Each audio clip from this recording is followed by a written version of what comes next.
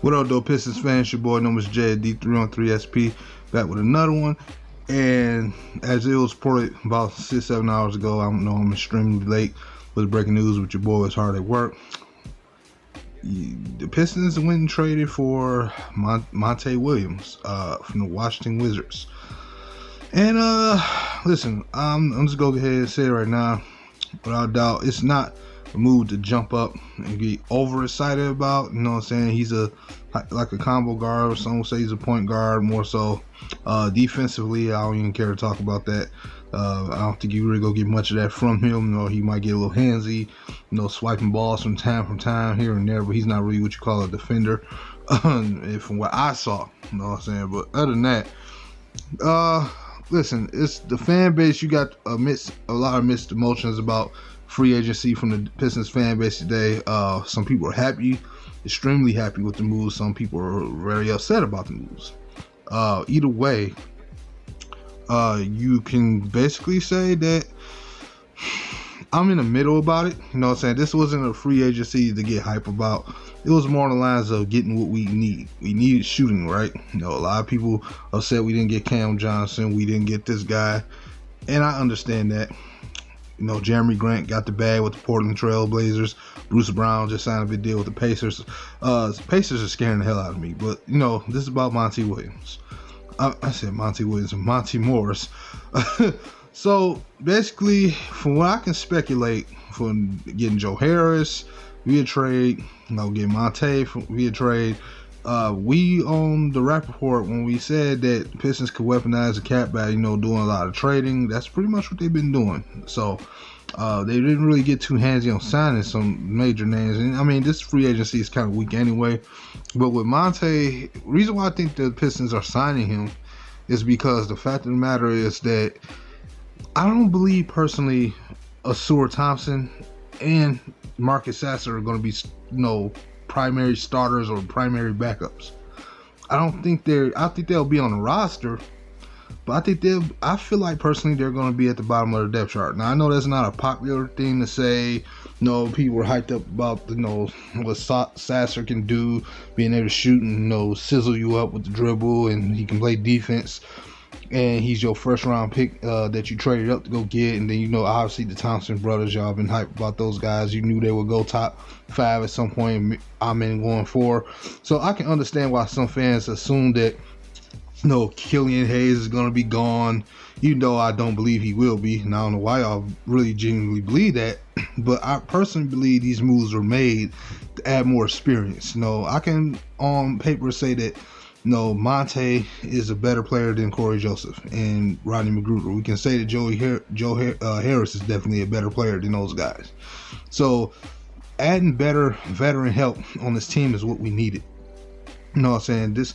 I wanted defensive players too, but it's not too many guards out there that you can probably sign in free agency that can play defense. It's a couple of them out there, but I don't know. Maybe they didn't offer enough on the scoring depth, and maybe in Troy Weaver's mind, or maybe maybe the situation the Pistons just need to move some assets to try to get some guys over here. You know what I'm saying? Maybe they didn't want to do it that way. They want to, trade for some guys, some veteran help.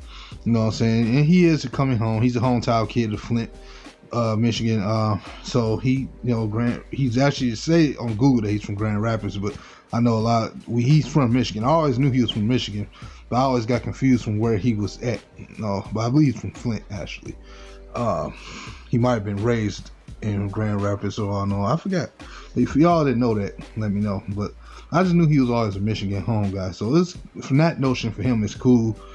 But I just think that the Pistons are just trying to add some depth, because this is about developing the talent and getting the pieces here that you can develop the talent with. You're getting the veteran guards and wings that can come in and, these guys can pick their brains and learn from them. You know what I'm saying? Again, it's one thing to learn from a Corey Joseph, but that can only get you so far. And I'm not saying these guys that we signed today or traded for today are these top rated players, but they're higher grades than what we've been having over the last few years. So that's why I think the Pistons allow themselves to take on that cap for the year, because the real free agency is next year. You know what I'm saying? You gotta start looking at it the same way you did with the Lions. in a sense where, you know, in 2022, that wasn't the year for free agency. And so you had to wait to 2023, and ideally it was the same scenario, but Brad Holmes worked the market to his favor where he can take do cash up front, and he took on some contracts with Cam Sutton, and then we got lucked up and CJ Gardner-Johnson fell to us, so he chose to pick us to come here and improve himself here. So we kind of lucked up with that, but we took some contracts, we brought some guys back that was already here, and we were very happy. So that's similar to what Troy is doing now. He picked up Alec Burks for a reason. He picked up, now obviously Bogey, we still don't know what's going to happen there. Maybe he may still stays with us, maybe he doesn't. We don't know if it's a trade still coming for us to move some assets, but the Pistons, I think, are trying to see what they have still in this roster with this new head coach. And this is something I wanted to get expressed to y'all. Again, I don't think Killian's leaving. I think you brought people here to help Killian more so, and Killian, Cade, and Ivy out more so than to move one of those guys away. You know what I'm saying? I believe Monte needs a roster to evaluate. This is his first year. You see, it was a late hire in the offseason due to all the complications that was going on with his personal life and everything else that he was trying to situate with the Suns. So, and that was kind of a sort of a late firing, sort of, and him again with his family. So it was a lot going on. So if we don't trade a lot of these guys away, best believe Sasser and Thompson might be your reserve depth players, because they're there for development. They need some development, bro. Especially Thompson. He's definitely somebody who needs to work on some things. As good and talented as he is on defense and what he can bring offensively, at times his shooting is very inconsistent, and he needs to grow into his frame. Sasser's a small guard. He can come in right now and probably shoot it up, but he's going to need to take some time to learn the basic fundamentals of NBA basketball properly. So I would advise with all these other kids, you can't have a roster full of kids. You know what I'm saying? I'm not hyped about what they've done, but I'm happy and I'm content with it because I get what Troy Weaver's trying to do. You know what I'm saying?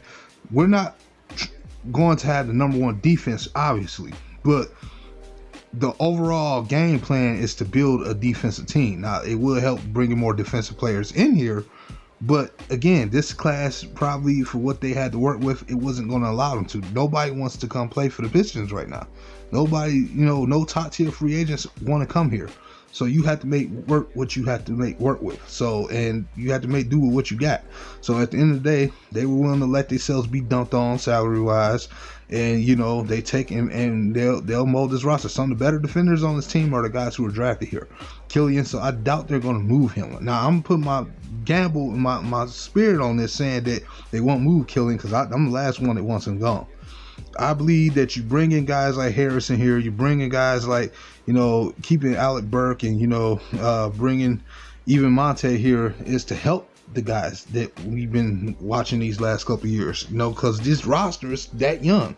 Killian's 21, Cade is going to his real second year, Ivy's going to his second year, Stewart's putting in work every year. Every time we look up, you need help. You need veteran players that know how to go back to the Nuggets game we won last year, right? So we had Killian Ivy in the last moments of the game, and they were out there trying to close the game out. The problem was that you can tell the lights was too big for him. So luckily Casey let them make the one smart move and pull him and Ivy out the game, and they put in Alec Burke, who was hot money for us that game, and they put Corey Joseph in there, and they made the necessary plays down the stretch to win us the game. And that's just what veterans offer. You know what I'm saying? I know when you look at the Pacers, man, the Pacers, I'm like I said, we'll talk. That's another story for another time, man. The Pacers, oh my God. But yeah, that's just what I'm saying. Like, you need guys that know they role, that know how to calm a locker room down. That's what we ask for. We ask for veteran players, guys who can play basketball. So I need everybody to cool off the, get rid of Hayes train. I need everybody to cool off the angry train. I need the overhyped train to calm down a little bit. I need everybody to come to a center and understand that this was made for the betterment of the entire team. This is not about, trying to make headlines. This was simply about player development. This is simply about bringing in pieces that our young cats can learn from and go to during tough times. when they're battling injury or somebody's going through. These guys can help those players. You know what I'm saying? This is real. These are real veterans compared to what we've been having the last few years. Let's just be real here. You know, 5 years ago, Monte Morris would have been nice.